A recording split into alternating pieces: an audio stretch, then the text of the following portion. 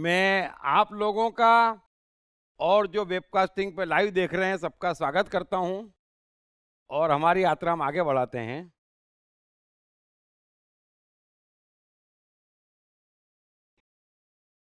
अरे क्वेश्चनों का अंत नहीं है ये। चलो पूछ लो जल्दी से, टू द पॉइंट, पूछ लो पूछ लो पूछ लो। सबसे पहले तो I will congratulate you for taking this difficult topic. और जिस सरलता से आप बता रहे हैं, गीता पे तो कई लोगों ने वक्तव्य दिए हैं, लेकिन अष्टावक्र गीता पे बहुत मुश्किल है। और इसको आपने शब्दों में पिरो दिया, ये एक और आश्चर्यजनक चीज़ है। अच्छा, क्वेश्चन ये, आज अपन ने दंड की बात की है, तो आज परिवार में जो प्रॉब्लम्स हो रही हैं और अपन दंड की बात कर रहे हैं, तो इसमें वापस आ जाता है कि दंड मतलब आज जो घर परिवार में जो व्यक्ति है, जिसे अपन बोलते हैं दंड देना है या नहीं देना है, व्हाटएवर, तो उसमें ऐसा हो गया कि उसके टाइम और उस में उसके मन में इच्छा जागी कोई, और उसको स्पेस में वो चीज़ मिली और उसने उसको पूरा कर लिया सपोज। तो आज अगर अपन उसके लिए उसको दंड दे रहे हैं सपोज, तो वापस यही हो गया कि जो स्वामी और ये जो साधु संत अपने को, धार्मिक गुरु अपने को बता रहे मेरे हैं, मन में और बाहर कुछ मिल रहा है हाँ, तब तो बीच में नहीं आना है। तो दंड किस चीज़ का देना है? दंड का मतलब ये है कि 6 आदमी का परिवार है और गलती से एक सज्जन, एक लड़का, एक महिला ऐसी है जो न्यूसेंस है, झूठ पे टिका हुआ है, आपस में झगड़वाने पे टिका है, या कुछ भी, या मेरा तेरा है, होता है ना। होता क्या है, सब जने उल्टा करते हैं। जब न्यूसेंस है, कौन मुंह लगे, जाने दो, उसकी ज्यादा चलती है। जरा गौर करना सब जने, जबकि उसकी बिल्कुल नहीं चलना चाहिए। जो गलत है वो गलत है। इस क्षण पे गलत आदमी कभी पूरा गलत नहीं होता है ना। एक पर्टिकुलर एक्टिविटी के लिए वो गलत है तो गलत है, उसको उस समय दंडित करेंगे। वो उसके भी हित में है, आपके भी हित में है। आप दंडित नहीं करते, उपद्रव बढ़ते बढ़ते बढ़ते बढ़ते चला जाता है ना। बढ़ते बढ़ते बढ़ते बढ़ता चला जाता है। हर कोई गलत बात को बर्दाश्त करता है ना, कमजोर है अभी। और खुद भी गलत बात करता है तो अपन अपने को भी माफ नहीं करना चाहिए। गलत बात गलत ही होती है। तो उसको मैं दंड कहता हूं कि आपने कोई गलत व्यवहार करा, आपने कुछ ऐसा बोला कि बहू ऐसा कह रही थी, बहू ने ऐसा किया ही नहीं है, तो उस समय भले आपकी माँ है, आप क्या सोचते मेरी माँ है, वो गलत है। वो इस समय गलत इंसान है जो दंड के योग्य है। बात समाप्त हो गई, बात समाप्त हो गई। अब दंडित नहीं करते हैं तो किसी को निमित्त तो क्या आना पड़ता है, और सबका यही हाल है। परिवार में सुख थोड़ा ही है। और उल्टा है इस संसार में, जो सीधा चलता है ना उसको सब जने दबाते हैं, उसको दंड देते हैं। और जो जितनी न्यूसेंस है उसके मुंह नहीं लगते, उसकी न्यूसेंस सहन करते हैं कि छोड़ो ना, अभी 2 कांच और तोड़ेगा वो तोड़ी इसलिए रहेगा आप सहन करो। वो 2 कांच तोड़े, आप उसके 2 आंख नाक क्यों नहीं तोड़ देते हो? जो सहन कर रहा है वो फिर उसका कोई अंत नहीं है। तो दंड हाथों हाथ और इनाम हाथों हाथ। अब ये तो धीरे धीरे समझ में आएगा, पहले तो हम कितना गलत कर रहे हैं, है ना।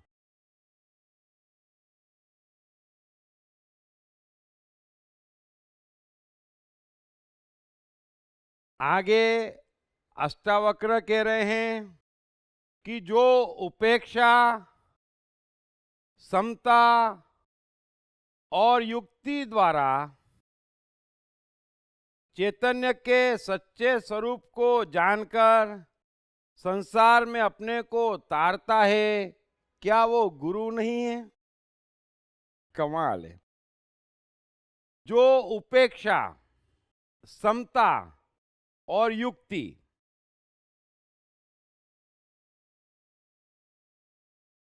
पिछले सूत्र में भी अष्टावक्र कह चुके हैं मैं बार बार एक ही बात कहता हूं, आप चीजों को, वस्तुओं को, ज्ञान को, हर चीज को अवॉइड क्यों नहीं करते हैं? हर चीज अवॉइड के योग्य है। जो कुछ भी आप जानते, समझते, देखते, सबका सब अज्ञान है, वो आपका जीवन बर्बाद कर रहा है। अवॉइड,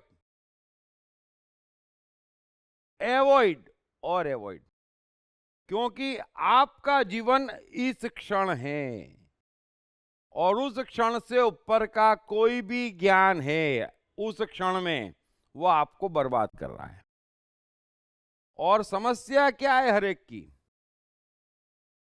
सब कुछ इस क्षण में है।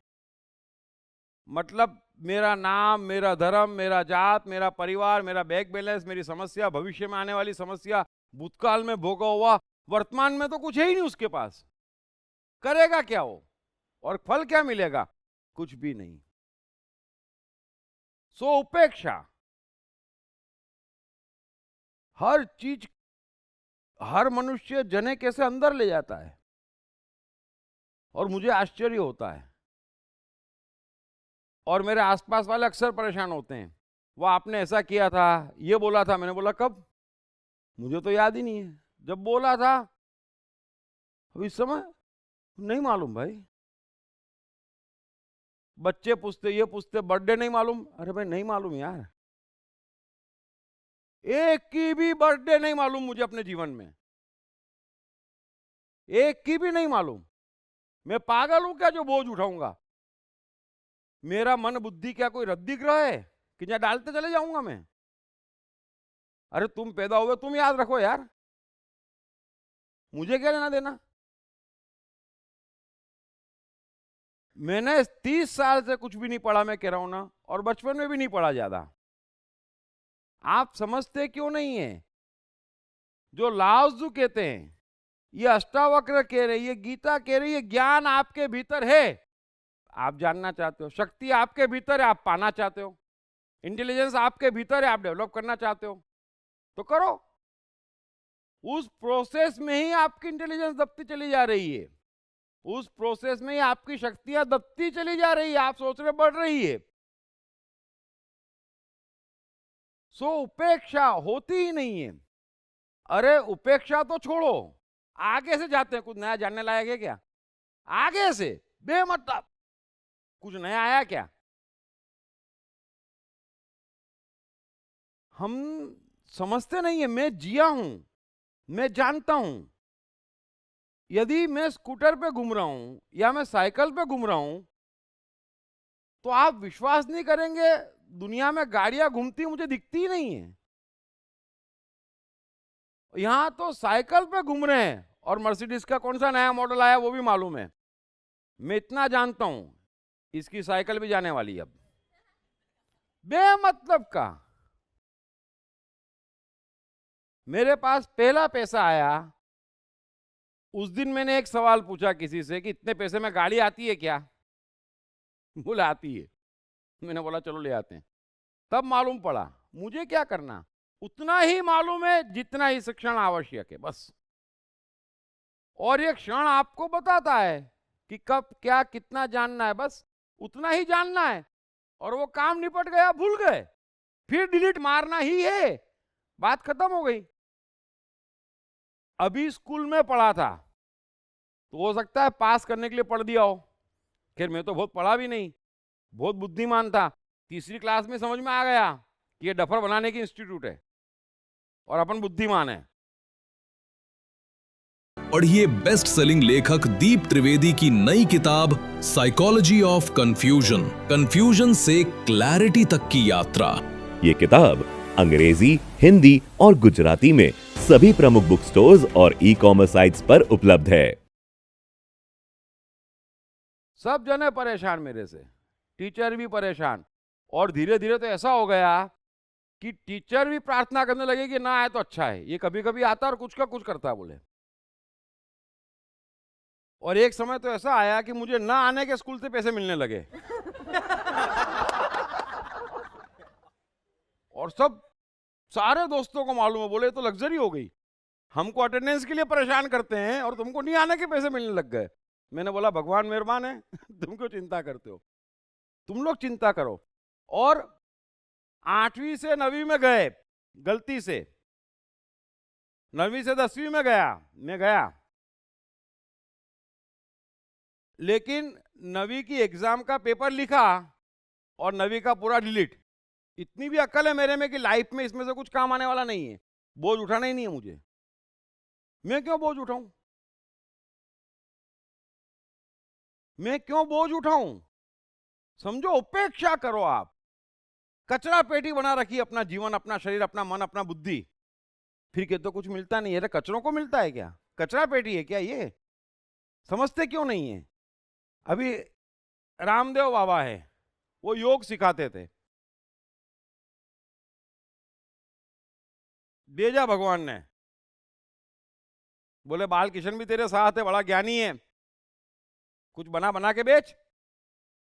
तो रामदेव ने कोई एमबीए की क्लास नहीं की है, ये नहीं सोचा अरे मैं तो बिजनेसमैन की औलाद भी नहीं हूं, बिजनेस कैसे करूंगा। अरे सब अंदर है। आप ये बिजनेस की बात करो, बिजनेस के ग्रैंडफादर अंदर है, उसके लिए सीखने जाना है क्या? ये बात ही कहां से आ गई कि मनुष्य को सीखना पड़ता है? अरे वो सीखे सिखाया है, वो सीखने में तो भूल रहा है। और बड़ी बड़ी कंपनियों को ठंडा कर दिया रामदेव ने। अब वो लोग प्रार्थना करते महाराज वापस योग में लगे तो अच्छा है। कहां से सीख के आए? कहां से सीख के आए? एडिसन कहां से सीख के आए प्रयोग कैसे करना? राइट ब्रदर्स कहां से सीख के आए? अरे सीखे सिखाए हैं, क्या बात करते हो आप? मैं इतना बोल रहा हूं तो कहां पढ़ा? अरे पढ़ा होता तो बोलता ही नहीं ना मैं। समझते क्यों नहीं हो? क्या पढ़ा? अरे अंदर है ना सब।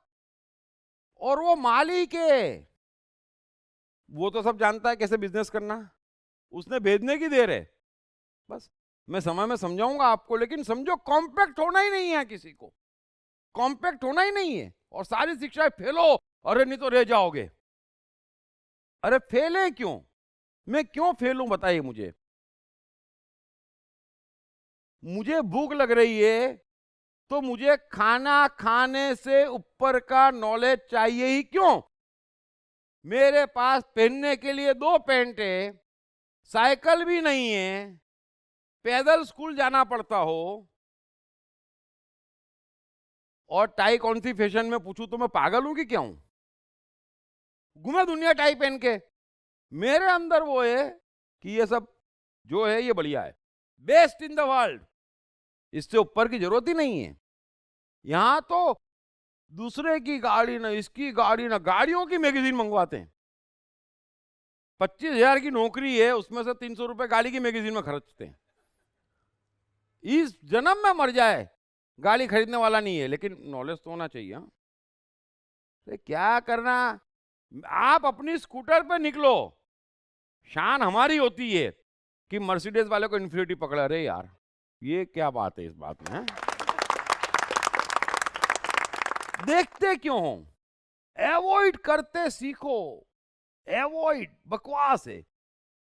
हाथों हाथ वो चीज काम आ रही है तो जानना पड़ेगी, उसके बगैर काम अटक रहा है तो जानना पड़ेगी। लेकिन हमारे वो कारण तो है ही नहीं। एंड टाइम पे तो कोई चीज काम आती ही नहीं है, जबरदस्ती की। अरे मेरे को धंधे में जरूरत पड़ी कंपनी लॉ पढ़ने की, अब मैं तो अनपढ़ आदमी कायदे से, तो दुनिया जितनी पढ़ी लिखी उस हिसाब से मैंने तो फट फट फट 6 किताबें मंगवाई, 6 की 6 किताब पढ़ ली 3 रोज में। कंपनी लॉ का एडवाइजर हो गया। कितनी देर लगती है? इनकम टैक्स आया, इनकम टैक्स के लॉ पढ़ लिए, ऑफिसर घबरा गए।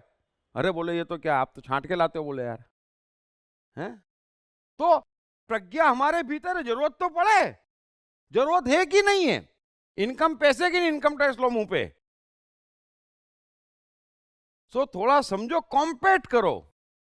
आप तो शास्त्रों की और उनकी बात कर रहे हो, मैं तो आपको कह रहा हूं डे टू डे लाइफ में आपको जरूरत क्या है। जिस चीज के बगैर आज काम अटकता है, तब जानना कि ये चीज जानने का भगवान ने बोला, छूट दी, परमिट मिल गया मुझे, उसके बगैर जानने की मुझे क्या जरूरत है? आप मजदूर बन गए हैं, भगवान ने मालिक बना के पैदा किया था, आप मजदूर बन गए, चीज काम ही नहीं आ रही है। सो अष्टावक्र कह रहे हैं उपेक्षा, समता। अभी समता, अभी सब चीज समान है, लेकिन समझता ही नहीं है कोई। एक दूसरी पास लड़के में और एक एमबीए में क्या फर्क है? कुछ भी फर्क नहीं है, लेकिन हम फर्क करते हैं। समझ लेना इस बात को। एक साइकिल में और एक मर्सिडीज में क्या फर्क है? कुछ भी फर्क नहीं है, हम फर्क करते हैं। और हर बात में फर्क सिखाया जाता है। अभी कोई 10,000 रुपए कमा रहा है और सेट कर दिया उसने पूरा जीवन उसी में, तो वो ज्यादा सुखी है कि जो 5 लाख कमा रहा रो रहा है? सेट ही है। फिर आप दुनिया की बिल्लोरी ग्लास से देखते, ये आगे बढ़ गया पीछे रह गया, डिसाइड कौन करेगा? अरे आदमी खुद डिसाइड करेगा। मेरी मर्सिडीज मेरी साइकिल है, और तुम्हारी मर्सिडीज भी साइकिल है ना? बल्कि मेरी साइकिल मेरी मर्सिडीज है, तुम्हारी मर्सिडीज तुम्हारी साइकिल है। इस एक फर्क को समझो आप। तो समता जो कृष्ण कहते हैं, विद्या और विनयुक्त ब्राह्मण, चांडाल और कुत्ते में क्या फर्क है? अर्जुन पूछता है ज्ञानी का लक्षण क्या होता है? तो बोले पहला लक्षण ये होता है। यहां तो ये तो बाबा जी हैं, तो क्या हो गया? मैं कितनी बार कहता हूं, लाओ से का एक सूत्र है कि ज्ञानियों को एहसान मानना चाहिए कि किसी ने उन्हें काम पे लगा रखा है। अगर बुद्ध को सुनने वाले ना होते तो बुद्ध तो परेशान हो जाते। करते क्या वो 40 साल? क्या दिक्कत है? लेकिन हम बुद्ध को बड़ा बना देते हैं और फंस जाते हैं। अरे सब अपने काम पे लगे हैं, आप ये क्यों नहीं समझते हो? सारे चांद तारे सब कुछ अपने काम पे लगे हुए हैं, वैसे ही आप भी अपने काम पे लगे हो। सब समान है, ऊंचा नीचा, अच्छा फेल्योर सक्सेसफुल है, आपको बताता कौन है? कौन है? दूसरे लोग बता जाते हैं। सो समता और युक्ति यानी ट्रिक, ये ट्रिक तो कब से अष्टावक्र बता रहे हैं कि तेरे मन बुद्धि अहंकार जो भी हैं, इंद्रियां विंद्रियां सबको छोड़ दे, एक बार खुला छोड़ दे, क्योंकि वो तो है ही नहीं। बस एक ट्रिक और जादू हो जाएगा। लेकिन ये ट्रिक मुश्किल है ना? मैं शरीर नहीं हूं, मेरा नाम नहीं है, तो मेरा कुछ भी नहीं है। जो कुछ भी है वो दीप का हो सकता है, मेरा नहीं हो सकता। ये एक फर्क जब तक आप नहीं समझेंगे, और जितनी तेजी से जितना ज्यादा नहीं समझेंगे, तब तक कुछ भी होने वाला नहीं है। मैंने आपको स्टीफन हॉकिंग का भी एग्जाम्पल दिया, आइंस्टाइन भी। वो जर्मनी में कहते थे डल स्टूडेंट है, किसी लायक नहीं है, पढ़ने के लायक नहीं है। और अब क्या कहते हैं? मनुष्य जाति के इतिहास का सबसे इंटेलिजेंट आदमी।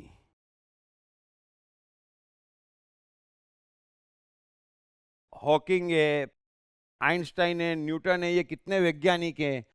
यहां बैठे बैठे कौन से तारे में कितनी गैस है, किस तारीख को पैदा हुआ और किस तारीख को इसका विनाश होगा बता देते हैं, यहां बैठे बैठे। तो वही तो लाओ त्सु कह रहे हैं, वही तो कृष्ण कह रहे हैं, वही तो अष्टावक्र कह रहे हैं, वही मैं कह रहा हूं। आपको जरूरत क्या है जाने की? ये आपकी गलतफहमी है। लो, आप एक स्कूटर का प्लग कैसे साफ करना ये नहीं सीख पाते हो। चांद तारों की तो बहुत दूर की चीज है। और मैं आपसे कह रहा हूं कि आपके पिछले 20 जन्म, आगे के 25 जन्म में 1 सेकंड में बता सकता हूं। है क्या उसमें? मामूली बात है। अरे कल क्या होगा, 1000 साल बाद क्या होगा, वो भी दिखता है। क्यों नहीं दिखता है? ये हमारी क्षमता है। लेकिन दूसरे की आंख से नहीं दिखता है, ये अपनी आंख से दिखता है। और हम दूसरे की आंख से देखना चाहते हैं। इसने क्या कहा, इसने क्या सुना, ये सीखा है, वो सीखा है, तो सीखो। सो उपेक्षा, समता और युक्ति, ट्रिक। कि भाई दीप का शरीर है, दीप का मन है, दीप की इंद्रियां है, दीप जाने, मेरा क्या। और किस आदमी में कितना डिस्टेंस है दृष्टा का, उसका सबसे बड़ा सबूत है कि उसकी स्वीकारने की शक्ति कितनी है। पढ़िए बेस्ट सेलिंग लेखक दीप त्रिवेदी की नई किताब साइकोलॉजी ऑफ कंफ्यूजन, कंफ्यूजन से क्लैरिटी तक की यात्रा। ये किताब अंग्रेजी, हिंदी और गुजराती में सभी प्रमुख बुक स्टोर्स और ई-कॉमर्स साइट्स पर उपलब्ध है। यदि दृष्टा है तो वो क्रोध करेगा, समझ लेना एक चीज, लेकिन क्रोध बाहर होगा, क्योंकि क्रोध कौन कर रहा है? दीप, और मैं दीप हूं नहीं। तो जैसे ही क्रोध खत्म हो जाएगा, उसके भीतर क्रोध नहीं होगा, वो फिर उतनी ही तेजी से हंसता हो जाएगा। और दृष्टा नहीं है तो उसका वो क्रोध चलता ही रहेगा, अंदर अंदर अंदर अंदर। अपने आप को चेक कर लो, जो मैं समझा रहा हूं। वो बद्दुआ भी देगा, मार डालूंगा, ये करूंगा, हाथ तो मर जाएगा, उसके भीतर इसमें से कुछ भी नहीं होगा, है ना। और यहां तो बस मुझे तेरी खुशी के अलावा कुछ नहीं चाहिए, और मन में बस ये मर जाए उस दिन पेड़े बांटूंगा। उल्टा चल रहे हैं हम। दृष्टा का अर्थ है दीप ने किया, मेरा क्या। और जैसे ही दीप ने किया, आपने नहीं किया, तो गुस्से का कारण नहीं है, बद्दुआ का कारण नहीं है, ईर्ष्या का कारण नहीं है, उनका अस्तित्व ही नहीं है। उतने क्षण पूर्ता पानी का बुलबुला उठा और गया, पानी का बुलबुला उठा और गया, बस। सो उपेक्षा, समता और युक्ति द्वारा चैतन्य के सच्चे स्वरूप को जो जानता है, क्या वो गुरु नहीं है? बस वही गुरु है। यहां पर शिष्य बना ही नहीं जा सकता। इस एक बात को और समझना, एक तो बड़ी गड़बड़ हो गई है।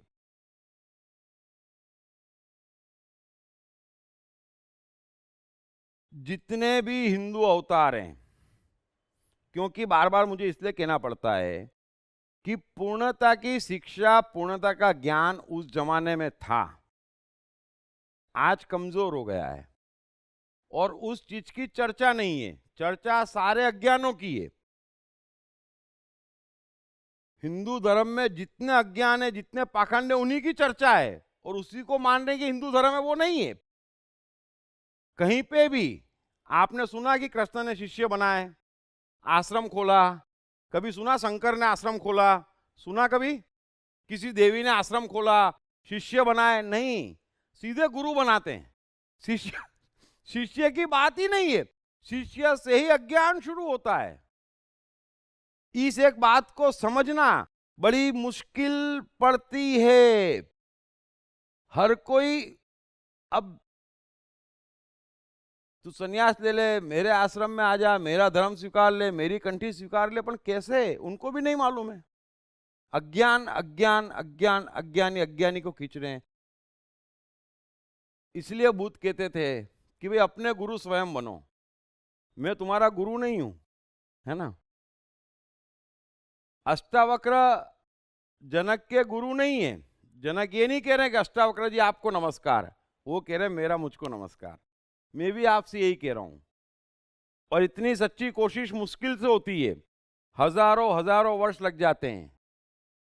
तो ये गुरु, ये शिष्य, ये आश्रम, ये कहां से आए? ये बुद्ध के समय से आए।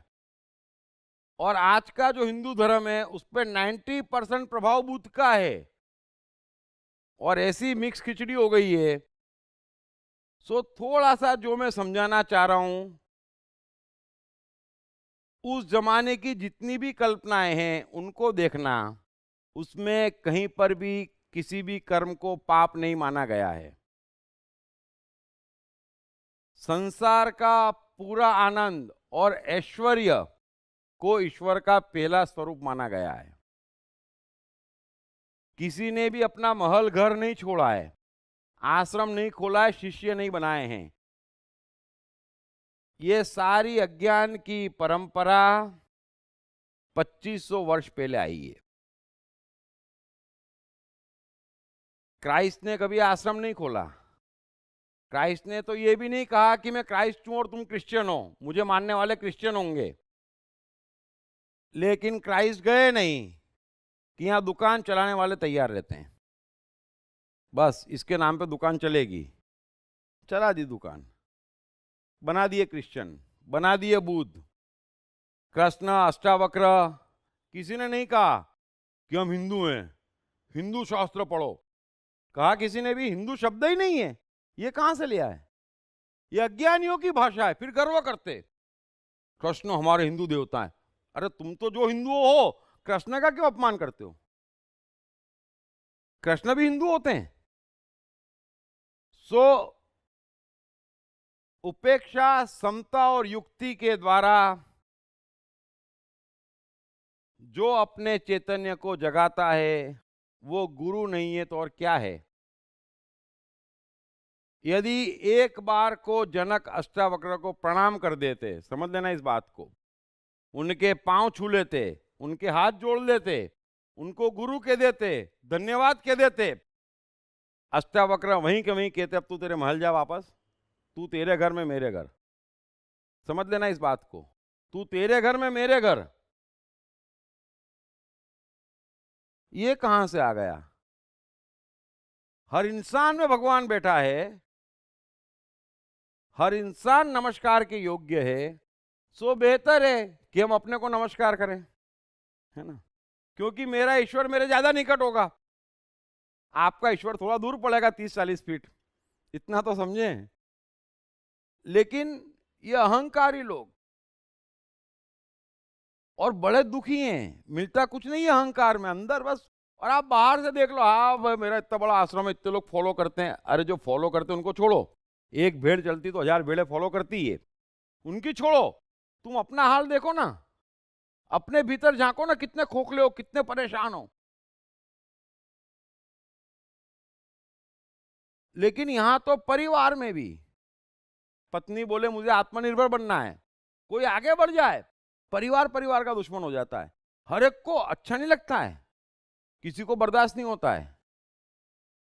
लगता है ऐसा, एक लिमिट तक ठीक है, फिर किसी की पत्नी राज्यपाल बन जाए, पति ज्यादा परेशान हो जाता है ना?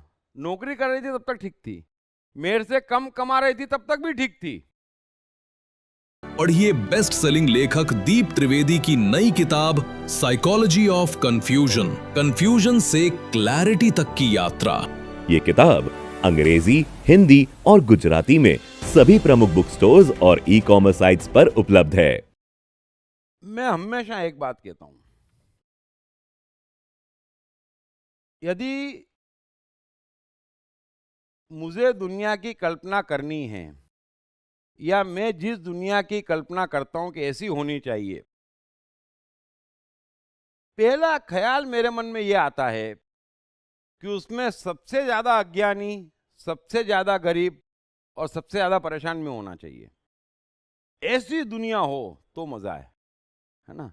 मतलब मैं सबसे पीछे होना चाहिए, लेकिन यहां तो हर किसी को पड़ी मैं सबसे आगे हूं, बस मेरे से ऊपर कोई नहीं निकले, और हर कोई ऊपर निकलने के चक्कर में है और उल्टी जगह कैसे।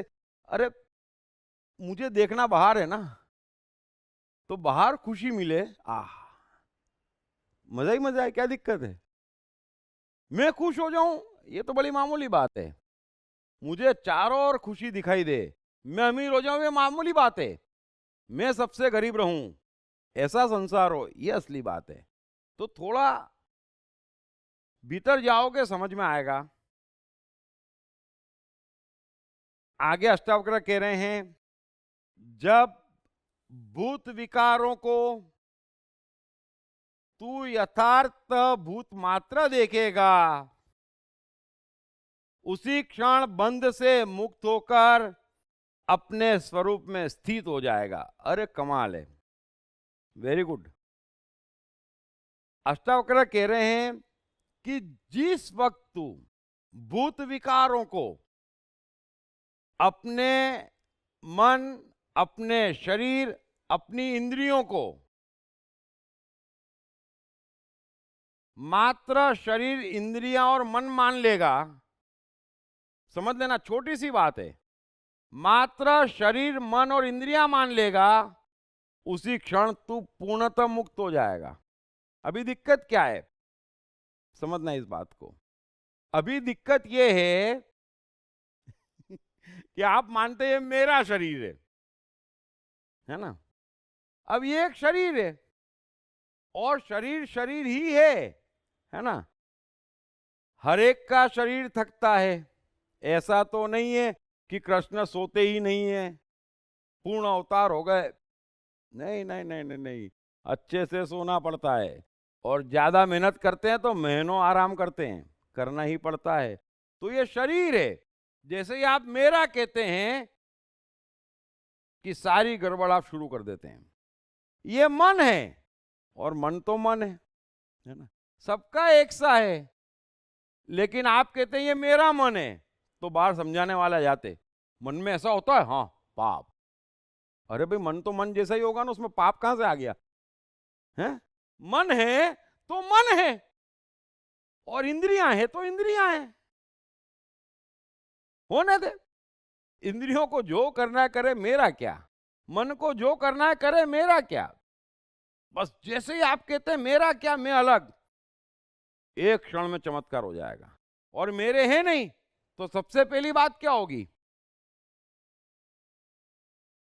आप किसी का ज्ञान नहीं लेंगे कि तेरा शरीर ऐसा होना चाहिए, तेरे शरीर को उठा के मंदिर में ले जा। अरे शरीर को जाना होगा, जाएगा, और शरीर कभी नहीं चाहेगा कांटों पे सोना, चाहेगा? ये मेरा है तो पकड़ के सुला देते, सो जा कांटों पे, मेरा है बोले। अरे मेरा नहीं है, शरीर से पूछ, तू आग में जलना चाहता है, तू नंगे पांव घूमना चाहता है, तू नग्न घूमना चाहता है? बोले नहीं, इतने बढ़िया बढ़िया कपड़े बने हैं, मैं तो पहनना चाहता हूं, है ना। शरीर से तो पूछो, मन से तो पूछो, इंद्रियों से तो पूछो, डिसाइड करने दो उनको। जैसे ही आप मेरा कह रहे हो, दूसरे डिसाइड कर रहे हैं, और आप परेशान कर रहे हो उसको, और सब उल्टा पुल्टा हो गया। अभी मान लो कि शरीर शरीर है, मन मन है, इंद्रियां इंद्रियां हैं, बस इतना मान ले। और अष्टावक्र कह रहे हैं, जनक फिर तुझे जहां रहना हो वहां रहे, और जो करना हो कर, फिर क्या दिक्कत है?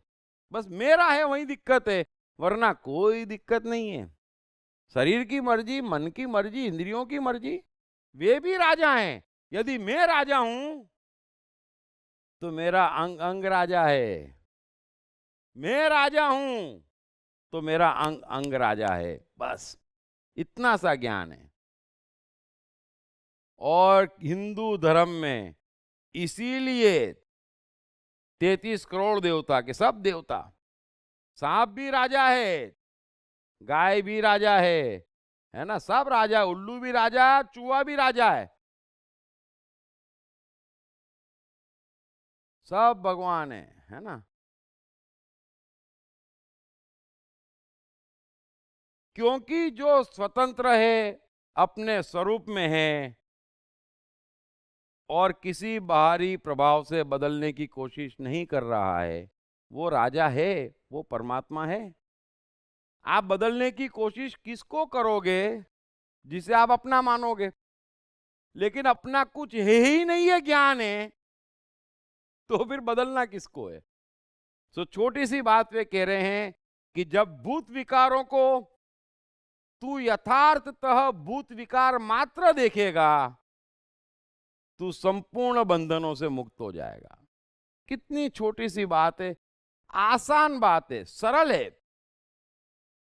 कि छोड़ दिया शरीर को, छोड़ दिया मन को, छोड़ दिया इंद्रियों को, बुद्धि अहंकार पे ताले लगा दिए कि तू नौकर है इन तीनों की, तू मालिक बनने की कोशिश मत कर, बाहर झांके ही मत। बुद्धि अहंकार का काम है बाहर देखना।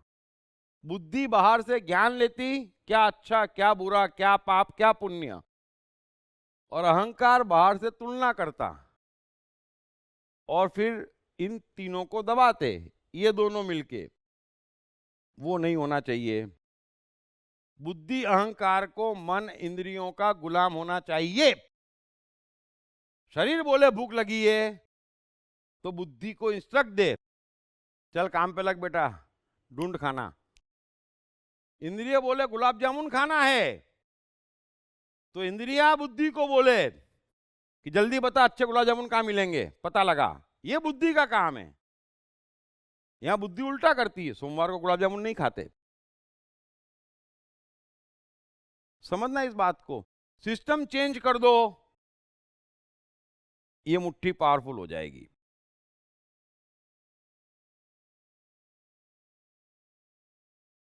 वासना ही संसार है, इसलिए इन सब वासनाओं का त्याग कर। वासना के त्याग से ही संसार का त्याग है। अब जहां चाहे वहां रहे, बस। संसार जो है उसको कोई हटा नहीं सकता, मिटा नहीं सकता, बदल नहीं सकता, है ना। ये सब कहते हैं संसार त्यागो। अष्टावक्र कह रहे हैं कि वासना त्यागो। मैं भी आपसे कह रहा हूं, समझ लेना अच्छे से, आप जैसे हैं इस क्षण भी आप चाहें आज अभी यहीं अपने को पूरा स्वीकार लें कि ऐसे हैं। आपका 90% दृष्टा तो इसी क्षण जाग जाएगा और अंदर का मन एक से एक चमत्कारों से भर जाएगा इसी क्षण। लेकिन बदलाहट की चाह है, मेरे पास ये नहीं है, मेरे पास ये है, मेरे ये आदमी ऐसा है, ये मेरे पास धन ऐसा है, मेरा धंधा ऐसा है, मेरा स्वभाव ऐसा है, और शुरू हो जाते हैं। क्योंकि मेरा है, सारी गड़बड़ क्या है, मेरा है, और मेरा है तो गड़बड़ है। सो मेरा त्याग दे, बाहर कुछ नहीं बदलना है, वो मेरा नहीं है, बस। आपको कुछ भी बदलना नहीं है, बदलने की कोशिश करेंगे मर जाएंगे। गड़बड़ है, इससे बड़ी कोई गड़बड़ ही नहीं है। न बाहर गड़बड़ है, न भीतर गड़बड़ है, जो है वो है, लेकिन मेरी नहीं है। बात समाप्त हो गई, बस। मेरी है तो गड़बड़ है। इस एक छोटी सी बात को समझ लो तो संसार नहीं त्यागना है।